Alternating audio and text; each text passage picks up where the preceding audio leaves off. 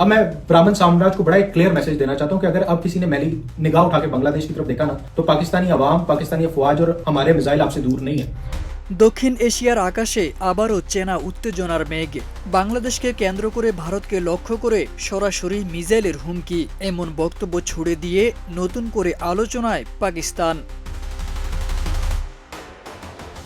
কূটনৈতিক ভাষা নয়, বরং যুদ্ধের ইঙ্গিতপূর্ণ কণ্ঠে পাকিস্তানের ক্ষমতাসীন মুসলিম লীগ এনের এক নেতা বলেছেন, ভারত যদি বাংলাদেশে নজর দেয়, পাকিস্তানের মিসাইল কিন্তু দূরে নয়। ভারতীয় সংবাদ মাধ্যম ইন্ডিয়া টুডের এক প্রতিবেদনে বলা হয়, কামরান সাইদ ওসমানী নামের ওই নেতা এক ভিডিও বার্তায় বাংলাদেশকে ঘিরে ভারতের ভূমিকার বিরুদ্ধে কড়া অবস্থানের কথা জানান।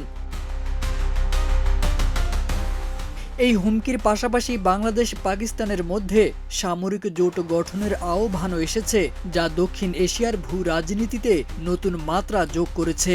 বাংলাদেশে পাকিস্তানের আর পাকিস্তানে বাংলাদেশের ঘাঁটি স্থাপন করা উচিত।